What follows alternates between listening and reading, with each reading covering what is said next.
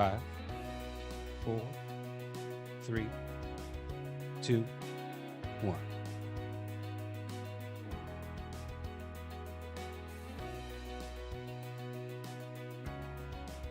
Welcome to KC Cares, Kansas City's nonprofit voice. We're telling the stories of Kansas City nonprofits and the people behind them. KC Cares is proudly sponsored by the Ewing Marion Kaufman Foundation. I'm Ruth Baum-Biggis. Behind the scenes, I'm partner Bobby Keys. The past 12 months have been filled with multiple challenges: a pandemic, racial injustice, hateful rhetoric, a presidential election. This kind of atmosphere often impacts those who are most marginalized, including immigrant communities. But there's an initiative underway in Kansas City to make our community a truly welcoming community. And the Greater Kansas City Chamber of Commerce is leading that charge. And with us today is Greg Valdovino, who is the Vice President of Diversity, Equity, and Inclusion. And he's going to tell us all about this exciting effort underway. Greg, welcome. We're so glad to have you. Good morning, Ruth, and thank you for having us. Gotta ask, first of all, your path to the chamber. We always like to know how people get to where they are and what they're doing. Oh, thank you. Yeah, I've spent most of my career in the nonprofit. I started with the Kansas City, Missouri public schools. I started working at a elementary school in the Northeast called James Elementary. And then from there, I went to the Link organization, Local Investment Commission, I believe it's the title. From there, I went to El Centro, and after El Centro, I got a job at the University of Kansas in the admissions department, and working with high school and college students. So most of my career, I've been in education. And so I really enjoyed that. But after a while at KU, I started to get older, the students started to get younger, and my jokes weren't just not funny anymore, you know? So I just decided that maybe it was time for me to move on. And a friend of mine was an active member of the chamber. She had heard about this great position that was there. And so I honestly didn't even know a whole lot about the chamber. So I said, let me just try it out to see.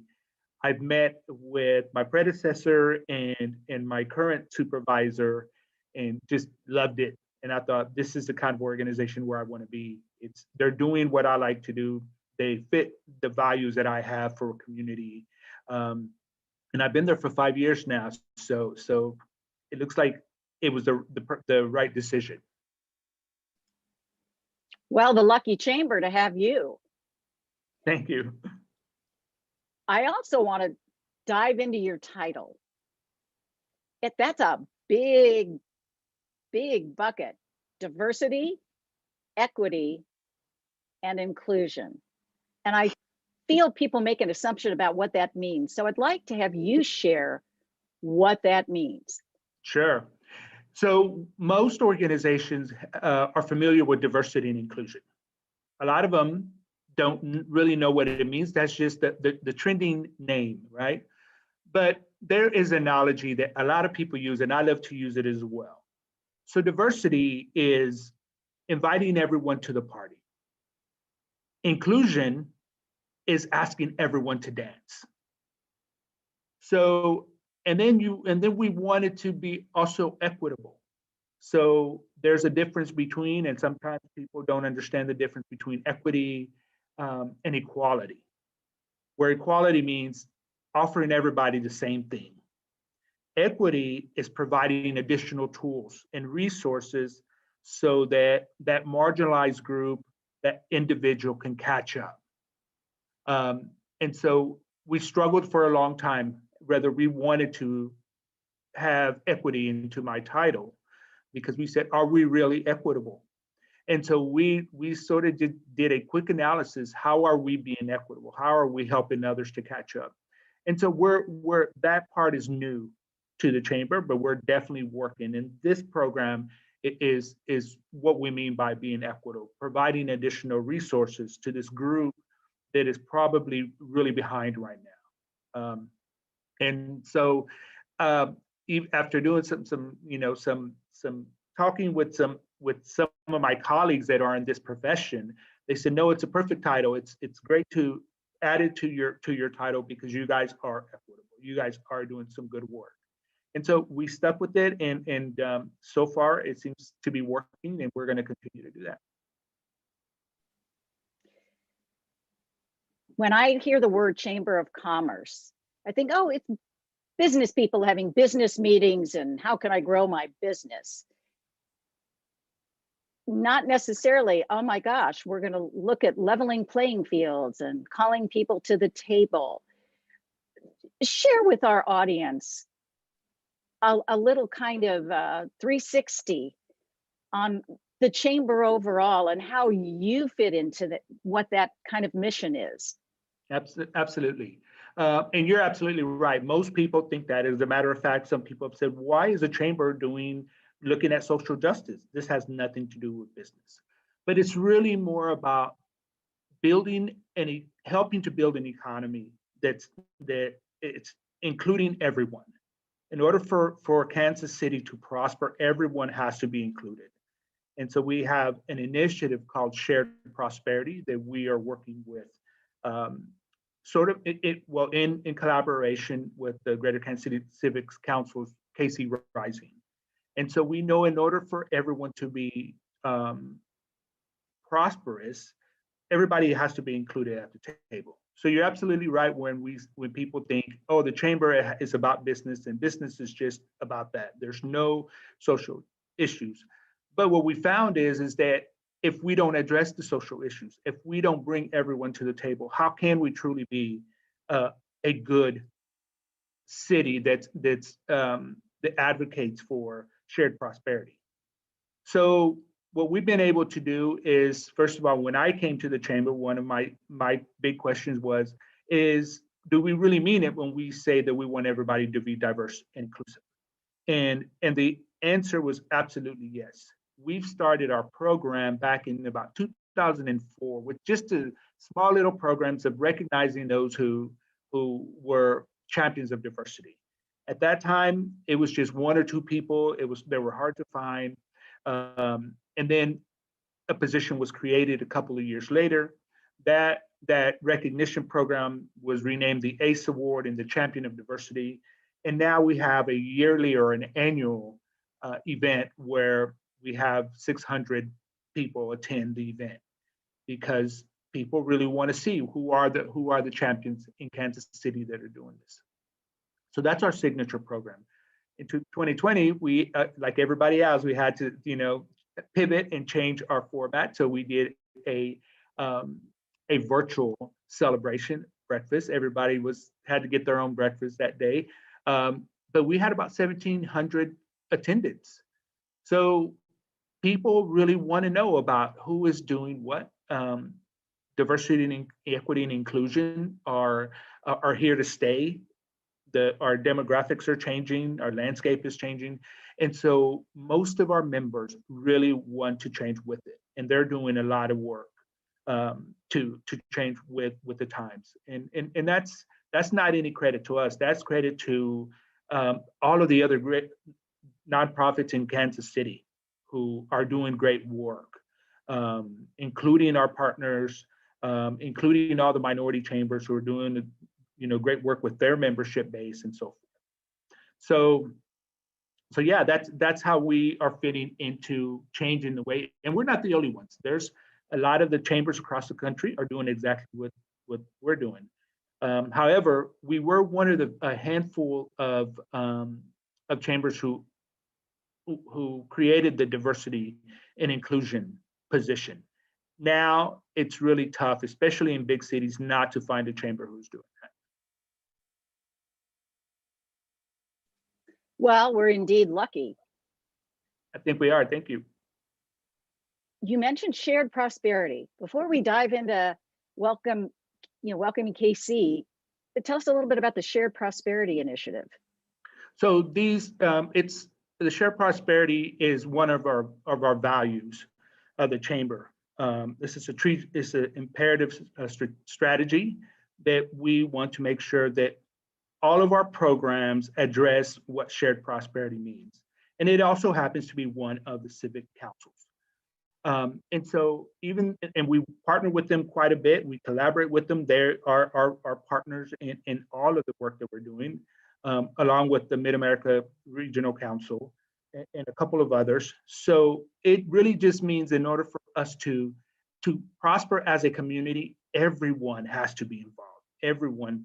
And we're all doing about the same work in different formats. So we're not siloed, we're working together to do this work. But we're sort of looking at different segments. So for us is our membership, and of course they have a membership as well. They're more into the actual community, and their plan is going to address a lot of the same things we are, but just different segments.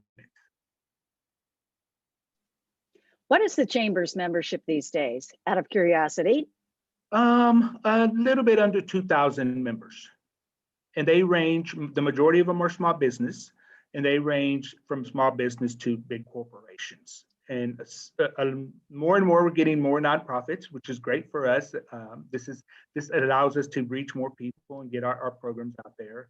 But yeah, I think we really encompass a lot more of the population or the community in Kansas City, and we're going to continue to open up and create programs so that everybody can be involved. Well, since you mentioned you're getting more and more nonprofits, why would a nonprofit join the Chamber?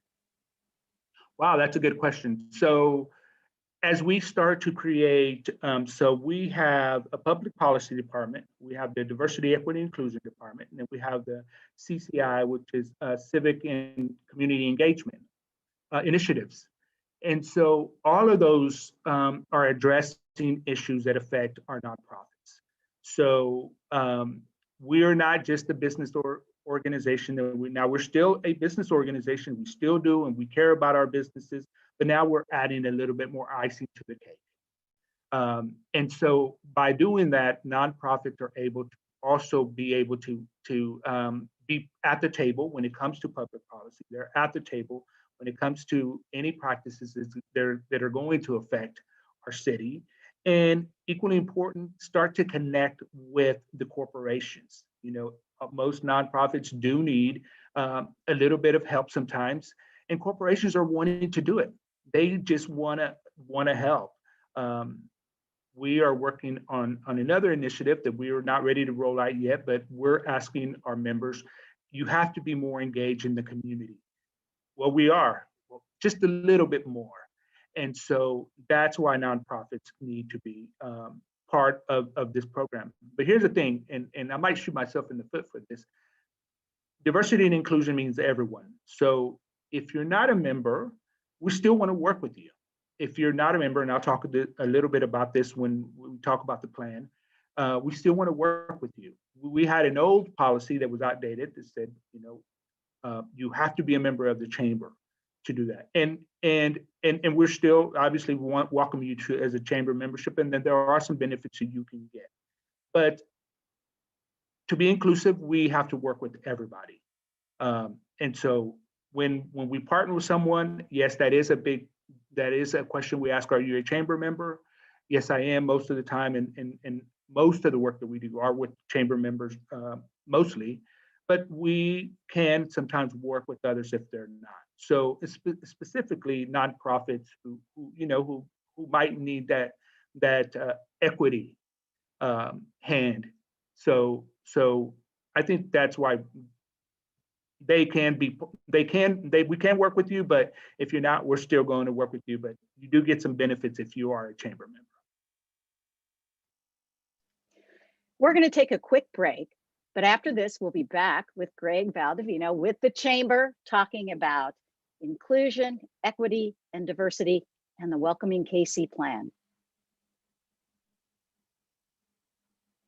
We're back with Greg Valdovino with the Kansas City Chamber of Commerce, and we're talking about this innovative effort here in Kansas City. Let's dive in to Welcoming Kansas City. What the heck is that? We always hear we're Midwest nice, but what is this? So the Welcoming Plan is it's an immigrant integration strategy strategy launched by several stakeholders here in Kansas City. It was brought to us by the Reach Healthcare Foundation. They are doing some amazing work in healthcare, making sure that everybody has access to healthcare. And they're an inclusive organization. And they said, well, what about immigrants and refugees? How are we including them in all of this? In order for us to do that, we have to be welcoming. So in a matter of about 2 years, we got together and we started to plan out what a welcoming plan would look like. We worked with and still are working with a national organization called Welcoming America. They have done tons of work in other cities, have helped create their plans, and they're just a well-oiled machine that just knows what they're doing. They know how to do analysis of our city. They know how to put groups together, and so that's exactly what we did. So for 2 years, we convened a group of about 40 organizations. Actually, we invited about 70, 40 of them showed up. And we said, here's what we're trying to do. Here's how this is going to make Kansas City a better city. There's a statistic that I like to talk about, that no city in the United States has grown in population without the contributions of immigrants and refugees since 1973. So in order for us to grow as a city, we really have to be inclusive. But even better than that, it's not only to grow Kansas City, but it's also to attract new talent. You know, there's a lot of cities that are probably at the same level that we are, what we call our peer cities, you know, same demographics, same number of people or population, and people can decide to go over there. So what we're wanting to do is, one of the big factors that people choose cities, well, how's the diversity? You know, they want a cosmopolitan city that has international cuisines. You know, Kansas City's doing a great job of that, but we can always improve. So Welcoming Kansas City Welcoming KC is an initiative to do just that. Create Kansas City's welcoming, open our arms and say, anyone who wants to come here, who wants to be a contributing member of our society, you can do that here. And so it was launched on December 4th of last year, had a really good turnout of individuals who are interested in these initiatives. And so we are now starting our phase 2, which is implementing the program. And we can talk a little bit about that in a minute. But the overall program is just to, again, make Kansas City more attractive to people, and let them choose us over others. Because sometimes, you know, we don't have all their amenities. We don't have a mountain and we don't have an ocean. But what we do have is we do have the diversity. We do have those opportunities, and making them plentiful so that immigrants can choose to come to Kansas City. And it's open to anyone. On that note, it's not just immigrants and refugees. We're talking about newcomers in general. So that young Black family that's coming from St. Louis for our education system, or because, you know, they were relocated with their jobs, we got to welcome them as well. We have to provide those resources. Just because you're moving to a new city doesn't mean you got it all planned out. How do we make them feel comfortable? We every once in a while we hear terrible stories of a family who's moved into the area and they don't have such a good experience. Well, let's get rid of that negative experience and offer them the welcoming experience that they would expect a city like Kansas City to have. And then for us to do that, that takes all of us. It's not just the chamber. It's not just our minority chambers. It's everyone, really. It's everyone's job to do that. If you move into a neighborhood, it's your neighbor who's going to help you do that. It's that neighbor who's going to, you know, welcome you to that neighborhood, because that's where you're going to live the majority of your time, right? So that's what we're trying to accomplish. How do you have 40 organizations at a table and get work done? I mean, that's a lot of people. Yeah, it was. That's just the way that Welcoming America operates. They're really good at it. For us, they guided us all the way through from step one. We initially started with one of their consultants, and then she left midway through, and the second consultant took over, a wonderful woman by the name of Molly Hilligoss, and then she brought on another of her colleagues, and they just, like nothing ever happened, they just went through it. So it's really about providing a good plan or a good planning to build a plan, and really taking the feedback and the opinions and the input from those organizations, because that's what it's really about. Otherwise, what's the point? So we said, here's what we're looking to accomplish. We asked for their input. We asked them to do some focus groups. They did. We asked them to do some SWOT analysis, strengths, weaknesses, opportunities, and threats, and they did. And we used all of them. What we found is that Kansas City is already doing a really good job. We have a lot of organizations, nonprofit organizations, who are providing services to not only immigrants and refugees, but to anyone who needs them. What we don't have is a system of bringing everything together and reporting on it and keeping that data. And that's what we're hoping to do. And more importantly, to promote other organizations, because there's smaller organizations and they have a Facebook page, they have maybe their Instagram accounts and Twitter. But we want to help you build on that so that people know that you can become a household name. Now, we're not guaranteeing that, but the chamber is where we convene people, we bring groups together that probably don't or wouldn't be brought together in the first place. And so that's what I think attracted them to come and join. But more importantly, because everybody wants to be part of a initiative like Welcoming America. I mean, who doesn't want to say, I was there, we built that. In 10 years, when we are, have a fantastic, even more fantastic city, and people are thriving, our economy's good, and everything that comes along with that, people want to be able to say, I was part of that, right? And some initiatives have been tried before. Maybe the time wasn't right, the right players weren't at the table, funding wasn't there.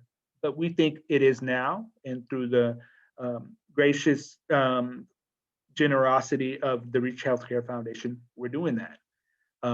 And so we hope that if even organizations that haven't joined us, there's still room, because we're building a coalition of service providers that we're going to be able to use to help us build this initiative. So let's quickly get into the guts of the plan. I know that you have some kind of overall things that you want to accomplish, and then you have 6 areas of focus? That's correct. Tell us about those. So there's 6 framework areas, and they range from civic engagement, connected communities, economic development, education, equitable access, and government leadership in safe communities. And we feel that all of those encompass just about everything that a city has to offer. So within those framework areas that are part of the welcoming standard at Welcoming America, we got to pick the strategies for each one of those. And again, these were strategies that said, for civic engagement, a newcomer or an immigrant and refugee is going to have the opportunity to get involved.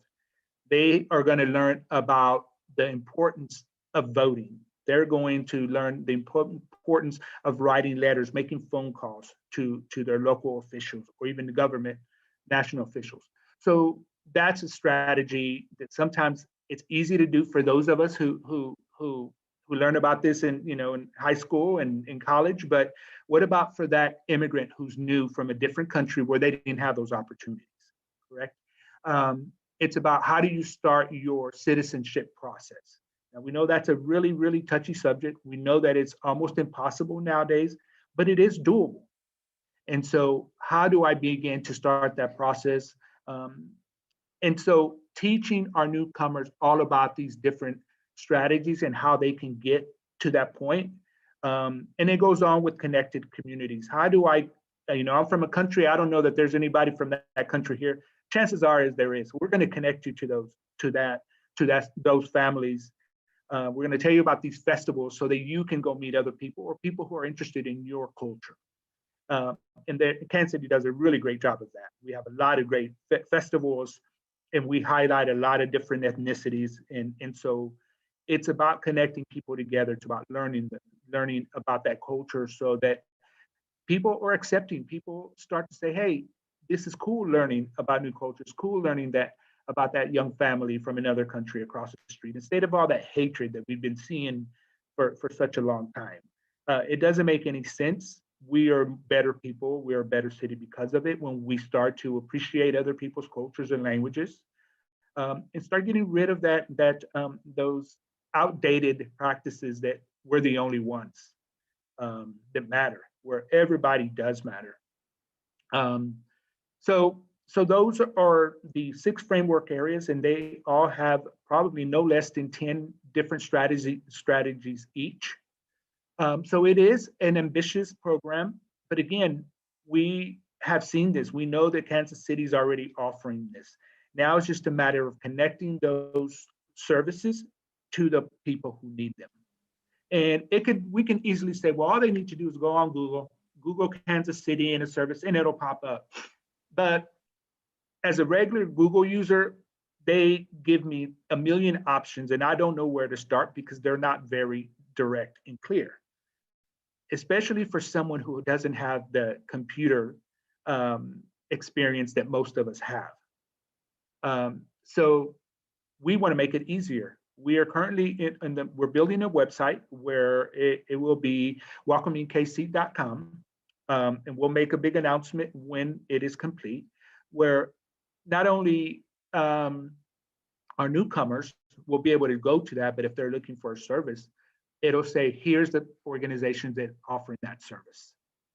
If you want an English ESL classes, here's that organization that's offering that.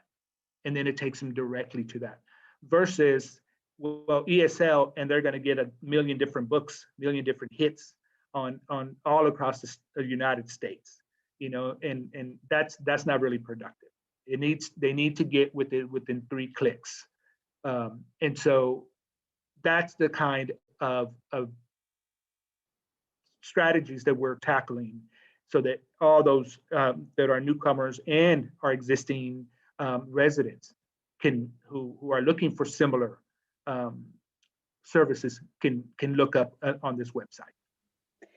So until you launch, where is the best place for folks to go to learn about the plan and maybe engage with you? So right now we have the plan on our main website at kcchamber.com, and it's right at the very top. And it's the plan itself, so that people can start looking at it, and especially organizations can look at it and say, oh, well, we offer this. Why aren't we part of this plan? And again, it's not too late. We're going to continue to invite organizations. We hope that we can build the biggest coalition of nonprofits and service providers in Kansas City. And so that's where it lives right now. And real quickly, how do you roll this out in a pandemic? That's a good question. And we're just like, we have to pivot, right? We have to adjust, and we as human beings and Kansas Cityans, we're good at that. We know that being able to adapt to different situations is what makes us strong. So for the moment, we'll be launching the website probably sometime in mid-March. And then the program will start the plan will start rolling off there as well in small increments. We don't want to overwhelm everybody. So just like everyone else, we got to do with what we have, and that is through Zoom. We're going to be starting our events pretty soon through Zoom, and slowly, when it's okay to do so, when our scientists and our experts have told us we can start slowly going through in person, we'll do that. But until then, that's really all we have to play with. But we found that through Zoom, I mean, you can get a lot accomplished. We would have never have gotten 1,700 people to come to our Power Diversity Breakfast in person. So maybe this is a blessing in disguise, not the virus, but the Zoom format. A pandemic positive is what we like to say. Oh, Well, that's a new, I have not heard of that before. Thank you. you heard it here first. There you I did. go. A I did. pandemic You get that credit. Well, Greg, we're so grateful for you taking the time and sharing about welcoming KC, this plan to really make Kansas City live up to its, so-called perception of being that really welcome city, and giving people tools. We encourage people to go to kcchamber.com and check it out till you get your new site up. So thank you so much for sharing with us. We want to thank you for listening to KC Cares, Kansas City's nonprofit voice. We're produced by Charitable Communications, and we're proudly sponsored by the Ewing Marion Kaufman Foundation. If you'd like to be a guest like Greg has been, or for underwriting opportunities, please visit our website, kccaresonline.org, and you can spread the love, and you can find us on Facebook and Twitter at KC Cares Radio, and on Instagram at KC Cares Online. And catch us on ESPN 1510 AM and 94.5 FM Saturday mornings at 8 a.m. Thank you for listening to KC Cares.